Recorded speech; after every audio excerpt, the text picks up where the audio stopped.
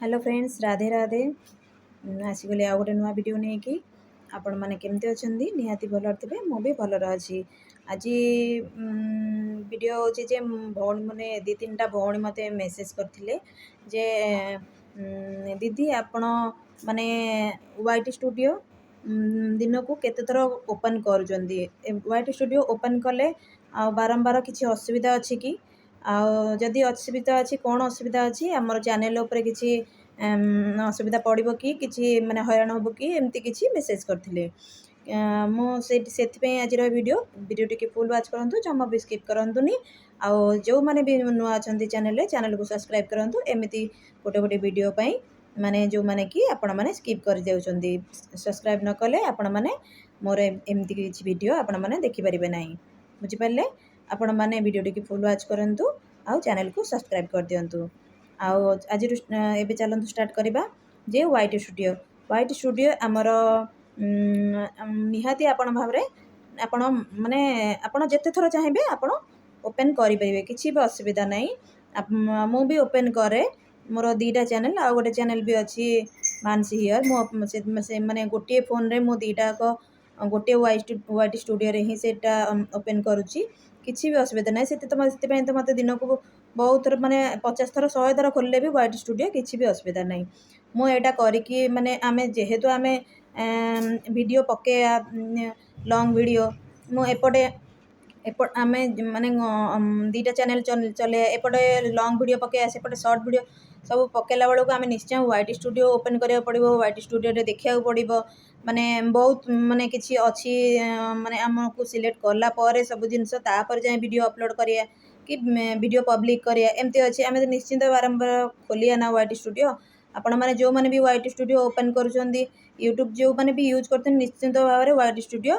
आप ओपन करेंगे से मैंने जानते जे वाईटी स्टूडियो रे कौन कौन अच्छी आम तो निश्चिंत मोर ए भ्यूजटा के वीडियोटा केते भ्यूज जाइए केते सब्सक्राइबर मिली एथरे माने कोठू आसी ए जो वीडियो जो वाच टाइमटा भ्यूज केते आसी कोठू आसी माने जो ये फीचर रु कौथर आमती किसी आम चेक चेक करूँ तो निश्चिंत यहाँ आम वाईटी स्टूडियो ही सब आम माने खोलिले ही तो जानिया ना तेणुक आम दिन को जिते थर आप चाहिए वाईटी स्टूडियो ओपन करेंगे किसी भी असुविधा नहीं आदि भी किसी असुविधा है किसी असुविधा हेनी जदि भी किसी असुविधा है आपण मैंने माने मत कमेंट रे कहबे जे असुविधाटा कौन है मुझे आपण मानू माने कमेंट रे हो ना वीडियो मध्यम आपण मानू निश्चय भाव सजेसन देवी किसी भी असुविधा हेनी आम शॉर्ट्स रे बनाओ कि लॉन्ग रे बनाओ वीडियो आम कौन करुचे जे निश्चिंत सेटा आम direct public करूने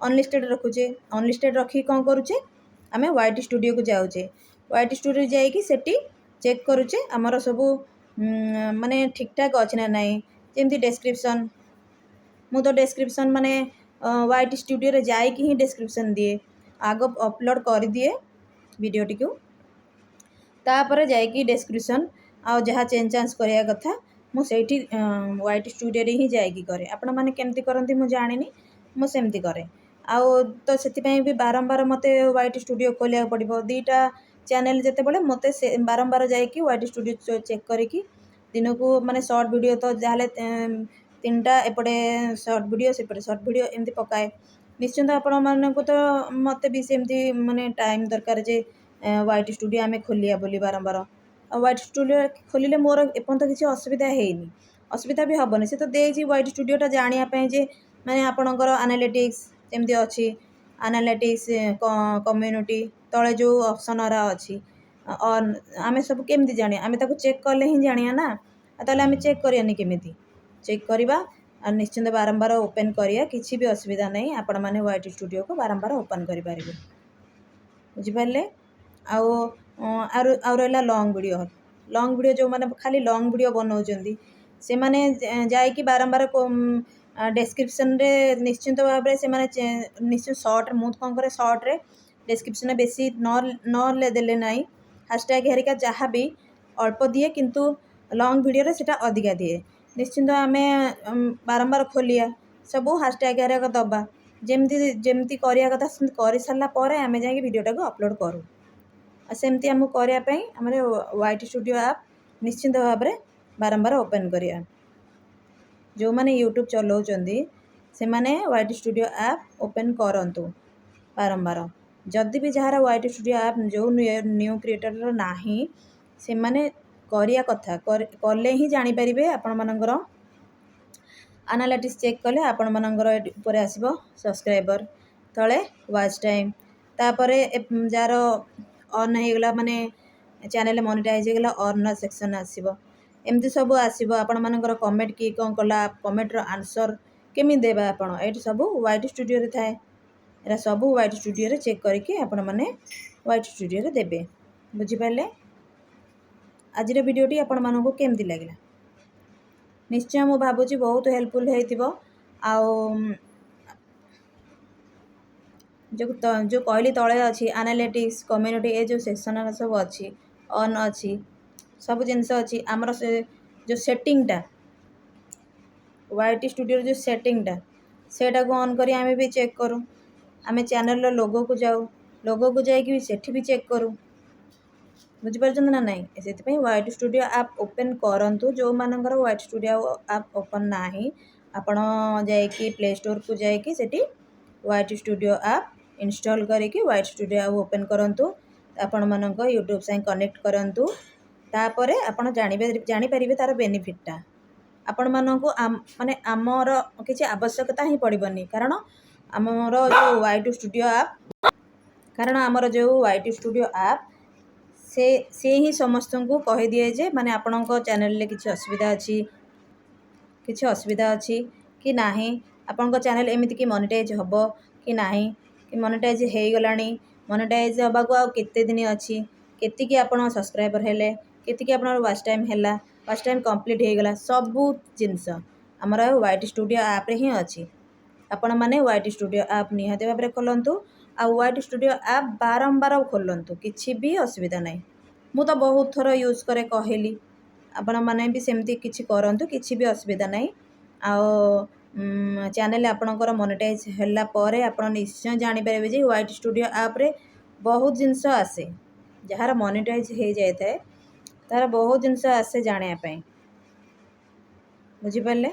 YT studio app ବାରମ୍ବାର ଖୋଲନ୍ତୁ, କିଛି ବି ଅସୁବିଧା ନାହିଁ। ମୁଁ ବି ବହୁତ ୟୁଜ୍ କରେ। ଆପଣମାନେ ମୋର ଚ୍ୟାନେଲ୍କୁ ଯାଇ ସବସ୍କ୍ରାଇବର୍ ଦେଖିପାରିବେ ଯେ ମୋର ଚ୍ୟାନେଲ୍ରେ ସବସ୍କ୍ରାଇବର୍ ବର୍ତ୍ତମାନ କେତେ ଅଛନ୍ତି।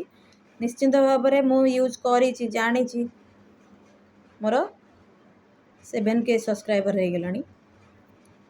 ବୁଝିପାରିଲେ? ତଥାପି ମୁଁ ମାନେ କହୁଛି ଯେ ଆପଣମାନେ ବି ସେମିତି କରନ୍ତୁ। ଆମର YT ଷ୍ଟୁଡ଼ିଓ ଆପ୍ ନିହାତି ଦରକାର। ନିଶ୍ଚିନ୍ତ ଇନଷ୍ଟଲ୍ କରନ୍ତୁ। ଇନଷ୍ଟଲ୍ କରିକି ଆପଣମାନେ ଜାଣିପାରିବେ ଯେ ତା'ର ବେନିଫିଟ୍ଟା କ'ଣ। ସବୁ ଆମର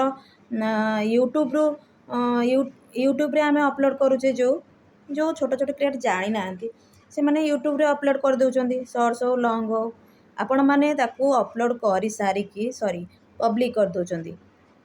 ଆମେ ୟୁଟ୍ୟୁବ୍ରେ ଅପଲୋଡ଼୍ କରିସାରିଲା ପରେ କିଛି ସମୟ ପରେ ସେଇଟା ଆପଣ ଯେତେବେଳେ YT ଷ୍ଟୁଡ଼ିଓ ଆପ୍ ଓପେନ୍ କରିବେ ସେଇଟା କିଛି ସମୟ ଇନଷ୍ଟଲ୍ ହେଲା ପରେ ଦେଖିବେ ଯେ ମାନେ YT ଷ୍ଟୁଡ଼ିଓରେ ସେଇଟା ଶୋ କରୁଛି। ବୁଝିପାରିଲେ? ଆପଣମାନେ ସେଠି ଯାଇକି YT ଷ୍ଟୁଡ଼ିଓ ଆପ୍ରେ ତାକୁ ଆପଣମାନେ ଯେଉଁ ଟାଇମ୍ରେ ମାନେ ପୋଷ୍ଟ କରନ୍ତି, ଭିଡ଼ିଓ ପବ୍ଲିକ୍ କରନ୍ତି, ଆପଣ ପ୍ରଥମେ ଅନଲିଷ୍ଟେଡ଼୍ ରଖିବେ। କାରଣ ଅନଲିଷ୍ଟେଡ଼୍ ନ ରଖିଲେ ଭିଡ଼ିଓ ଟୋଟାଲି ଭାଇରାଲ୍ ଯିବନି। ଆପଣ ପ୍ରଥମେ ଭିଡ଼ିଓ ଅନଲିଷ୍ଟେଡ଼୍ ରଖିବେ। ଅନଲିଷ୍ଟେଡ଼୍ ରଖିସାରିଲା ପରେ ଯେତେବେଳେ ପବ୍ଲିକ୍ କରିବେ, ପବ୍ଲିକ୍ କଲାବେଳକୁ ଆପଣ YT ଷ୍ଟୁଡ଼ିଓ ଆପ୍ ଓପେନ୍ କରିବେ। ଓପେନ୍ କରିକି ଆପଣ ପବ୍ଲିକ୍ କରିବେ। ବୁଝିପାରିଲେ? ଏମିତି କରନ୍ତୁ। ନିଶ୍ଚିନ୍ତ ଭାବରେ ଆପଣ ଭ୍ୟୁଜ୍ ଆପଣମାନଙ୍କର ବହୁତ ବଢ଼ିବ। ବୁଝିପାରିଲେ? ବହୁତ ବଢ଼ିବ। ଆପଣ ବହୁତ ଜଲ୍ଦି ଭାଇରାଲ୍ ବି ହେବେ।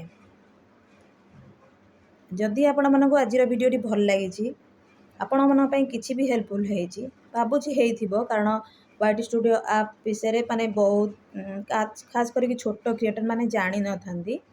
ମୁଁ ବି ଯେତେବେଳେ ଫାଷ୍ଟ ୟୁଜ୍ କଲି ମୁଁ ଜାଣିନି। ପ୍ରଥମେ ୟୁଟ୍ୟୁବ୍ରୁ ହିଁ ଅପଲୋଡ଼୍ କରିଦିଏ, ଡାଇରେକ୍ଟ ପବ୍ଲିକ୍ କରିଦିଏ। ଭିଡ଼ିଓକୁ ଅନଲିଷ୍ଟେଡ଼୍ ବି ରଖେନି, ଡାଇରେକ୍ଟ ସିଧା ସେଇଠି ଭିଡ଼ିଓ କଲି ସାଙ୍ଗେ ସାଙ୍ଗେ ପବ୍ଲିକ୍ କରିଦେବି। ନା ହ୍ୟାଶ୍ଟ୍ୟାଗ୍, ନା ଡେସ୍କ୍ରିପ୍ସନ୍, ନା କିଛି ବି ଦିଏନି। ମୁଁ ଜାଣିନଥିଲି ସେ ବିଷୟରେ।